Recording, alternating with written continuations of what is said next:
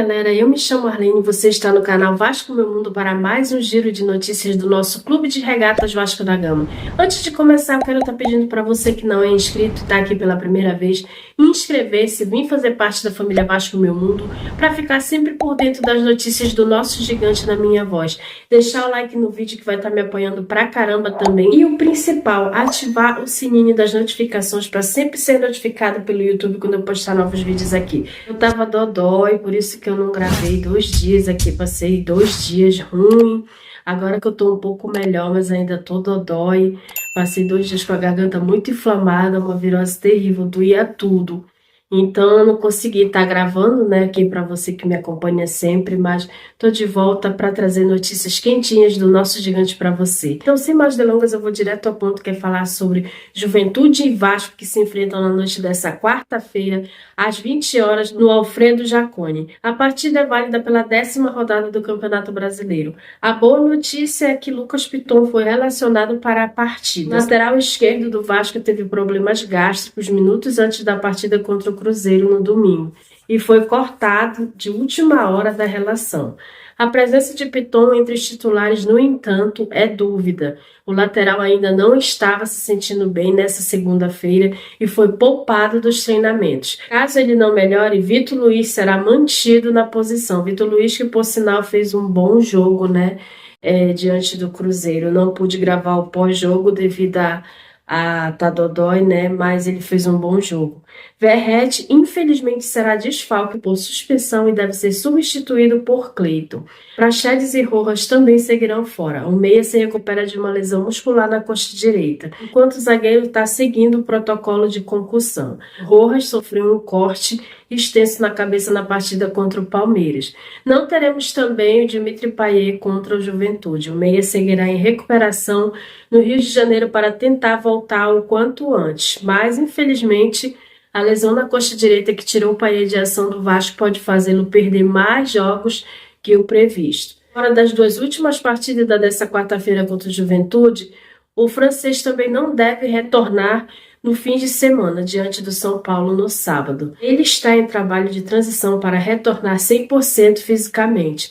A ideia do técnico Álvaro Pacheco é não forçar o retorno, como aconteceu sob o comando de Ramon Dias. Assim, Payet será preparado para encarar o Bahia na outra quarta, ou o Botafogo no fim de semana seguinte. Ele teve a lesão no treino, né, como você já deve saber. Ele se lesionou no dia 9 de junho, num domingo, em um treinamento do Vasco. A última partida do meia foi contra o Urubu. Depois ficou fora diante de Palmeiras e Cruzeiro. Enquanto o Vasco vem em 15º com 7 pontos, o Juventude é o 11º com 10. Em caso de vitória, a nossa equipe ultrapassaria assim os gaúchos na tabela. É o que todos nós esperamos, né? A partida terá transmissão do Premier e o árbitro será o Paulo César Zanovelli. Oremos. A provável escalação do Vasco até o momento da gravação desse vídeo é Léo Jardim, Paulo Henrique, Maicon, Léo, Vitor Luiz ou Lucas Piton, vamos ver quem vai ser o titular, Zé Gabriel, JP e Galdames, Rócio, David, Adson e Cleiton. O Vasco atravessa um momento delicado no Brasileirão, rondando a zona do rebaixamento com 7 pontos na 15ª posição, como eu falei anteriormente, e sem vencer há 3 rodadas, precisando de uma vitória para subir mais na tabela. Agora, mudando de assunto, o dia 18 de junho de 2024 ficará marcado na história do Vasco, pois a Câmara dos Vereadores do Rio de Janeiro aprovou, em segunda discussão, o projeto de lei do potencial construtivo da reforma de São Januário, o nosso estádio. O projeto foi aprovado por unanimidade entre os parlamentares, com 44 votos a favor, e seguirá para sanção ou veto do prefeito Eduardo Paes. Claro que o Eduardo Paes não vai vetar, né? Isso é só para cumprir protocolo mesmo. A aprovação de Paes deve ser apenas formalidade. O prefeito do Rio de Janeiro já se declarou favorável ao projeto diversas vezes. Nessa terça, ele comemorou a decisão da Câmara nas redes sociais. Em entrevista coletiva após a votação na Câmara, Pedrinho ressaltou o longo processo até a aprovação e explicou os próximos passos da reforma de São Januário. Abre aspas. Eu sempre faço uma lembrança aos 10 mil torcedores que lá atrás construíram o estádio do Vasco, há 100 anos, sem nenhuma conexão na internet. Os torcedores vascaínos são representados por aqueles torcedores. A reforma terá um impacto econômico para o Vasco, para o estádio, para a Barreira. A sensação é de uma vitória. Estou separando o momento do campo desse momento especial. Nós desejamos começar as obras em dezembro. A venda do potencial está encaminhada. Fecha aspas. O projeto recebeu emendas dos vereadores antes da votação final. Os parlamentares adicionaram e alteraram trechos do texto original do projeto de lei entregue pelo Poder Executivo. O principal deles, como informado pelo GE anteriormente, é que o Vasco tenha um aumento do percentual do potencial construtivo a ser vendido no início da obra. Por unanimidade, as emendas incluídas no projeto foram aceitas, com 44 votos. O plano de reforma é baseado no que foi desenvolvido pela W Torre na gestão do ex-presidente Alexandre Campelo, realizado pelo arquiteto Sérgio Dias. A capacidade seria para cerca de 48 mil torcedores. Com a aprovação de Eduardo Paes, o Vasco pode vender o potencial construtivo a uma empresa e iniciar as obras. O plano da direção de Pedrinho é começar a reforma de São Januário em dezembro e terminá-la em 2027, ano do centenário do estádio vascaíno. O que é potencial construtivo? Para quem não sabe, né?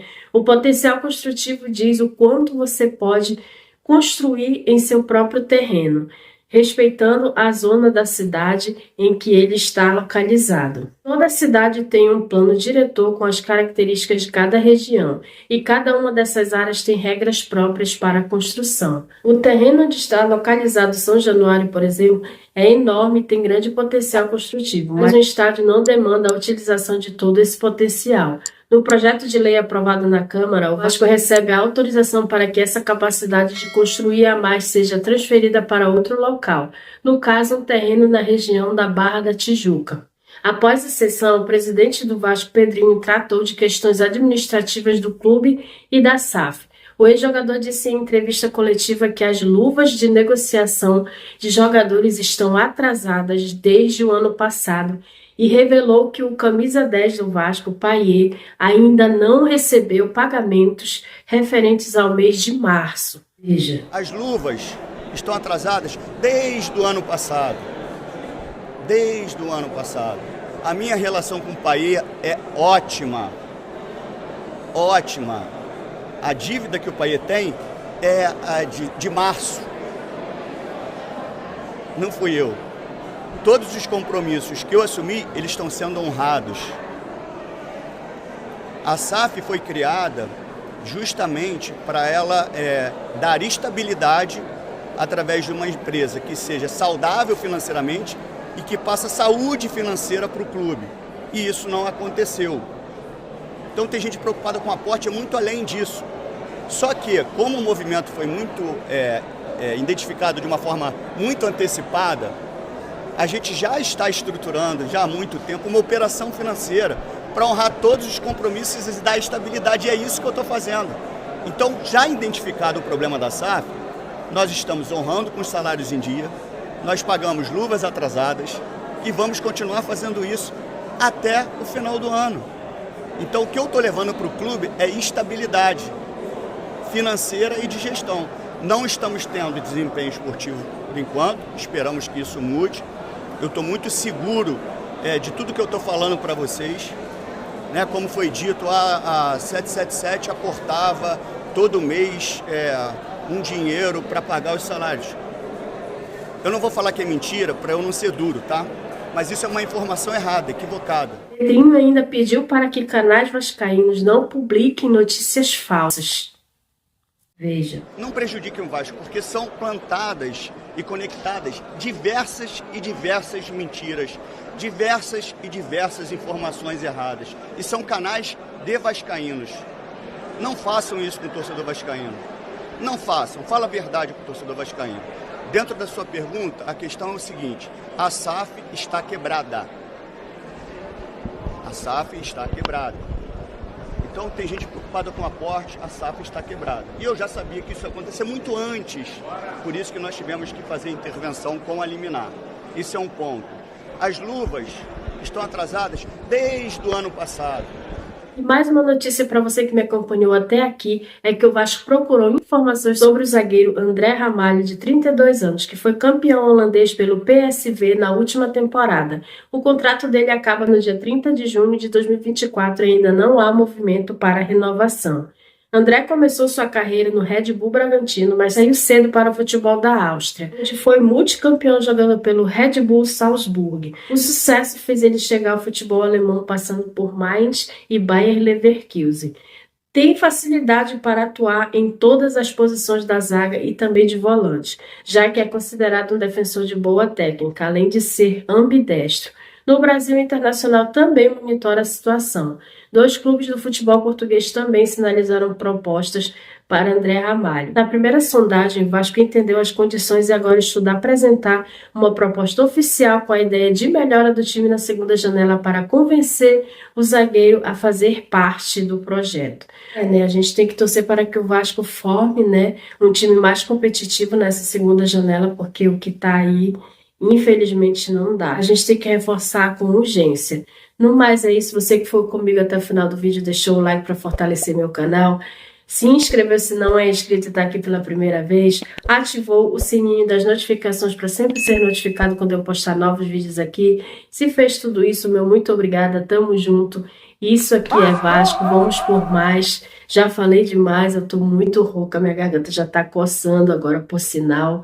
E eu vou ficando por aqui. Até o próximo vídeo com mais notícias do nosso Clube de Regatas Vasco da Gama para você. Meu palpite para a partida, mais uma vez, é 2-1 para o nosso Vasco. Vamos ver no que vai dar, torcer para que dê tudo certo e que a gente saia com os 3 pontos lá do Alfredo Jaconi. Beijo, galera. Até o próximo vídeo. Tchau. Valeu.